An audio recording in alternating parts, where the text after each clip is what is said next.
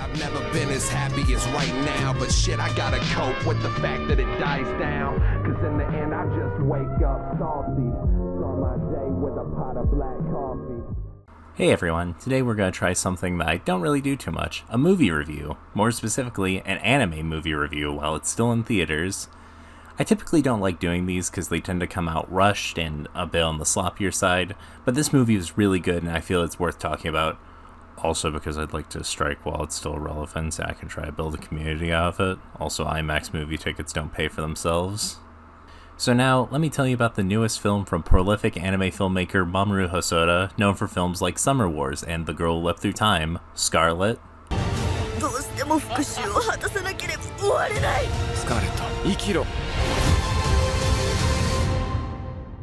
So I have a bit of a confession.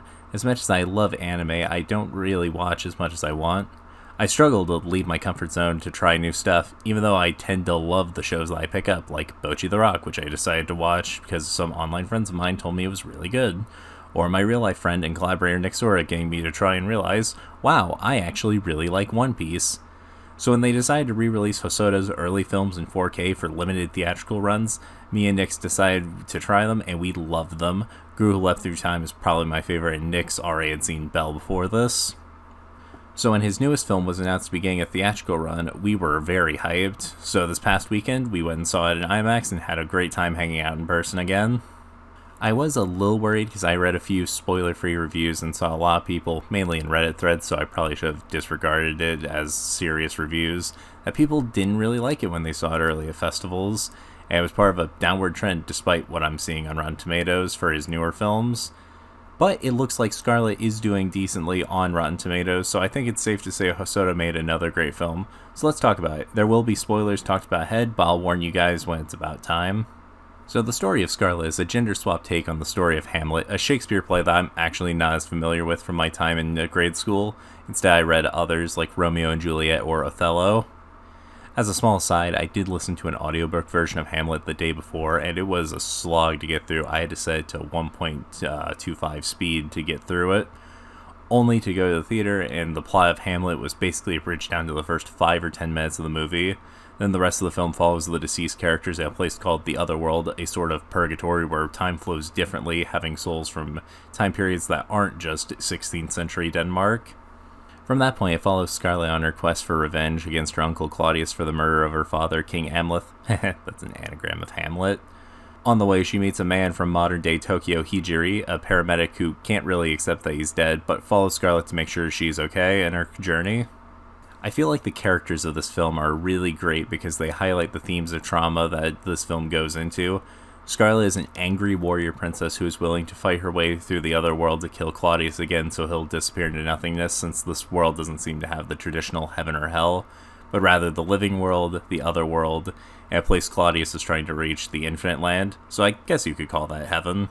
She has to fight not just Claudius and his followers, but also her inner turmoil that she spent most of her life wanting to avenge her father, and in a way, she's trying to reclaim the life that was stolen from her, so that she can then fade away into nothingness, since she feels that after avenging Amleth, she really doesn't have anything to live for since she's free of the burden. Hijiri, on the other hand, is the person who can't really accept his trauma throughout the film, where he is literally in a world where when people die, they fully disappear and leave nothing.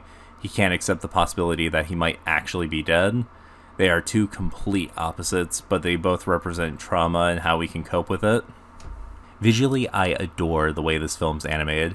I love the 3D art style that at some points looks like entirely 2D, kind of like how Arc System Works does some of their games like Dragon Ball FighterZ and Guilty Gear. I have heard some criticism on it and how people like their anime to be fully 2D. I get it, Hosoda's fully 2D films are masterpieces, saying any less would be disingenuous. I talked with a few of my coworkers who are a bit more, I guess you'd call them, normie anime fans. Not that I'm some otaku who's like, yes, I only watch shows that aren't mainstream, or you aren't a real fan until you've watched X amount of shows.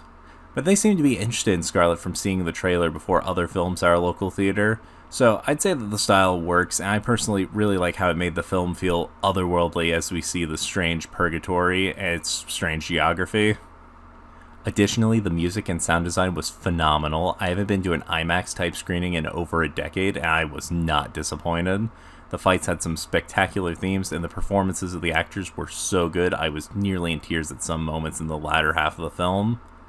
We did see the movie sub, so I can't really comment on the dub actors, but the vocal tracks of the movie were catchy, and I'll most likely be adding them to my Spotify if they ever become available.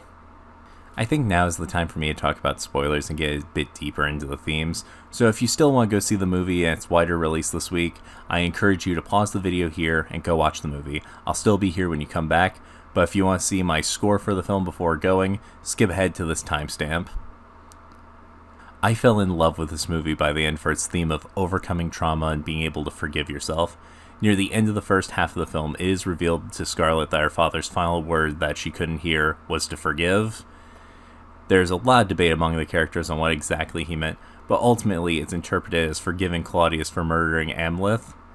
So Scarlet doesn't kill him, although it is revealed to her by a ghost or perhaps a version of her father created by her consciousness, that it's actually to forgive herself for letting her trauma lead her down the road of vengeance, ultimately leading to her own downfall at the hands of Claudius with poison. Overcoming this allows her to be strong as Claudius meets his deserved fate of nothingness at his own fault rather than her killing him. Then she awakens from her coma and begins her new life without the burden that the trauma placed upon her. It kind of reminds me of a scene from Better Call Saul when Mike is talking to Saul in the car. One day you're gonna wake up, eat your breakfast, brush your teeth, go about your business. And sooner or later, you're going to realize you haven't thought about it. None of it. And that's the moment you realize you can forget. It was really powerful because I can relate really hard to this.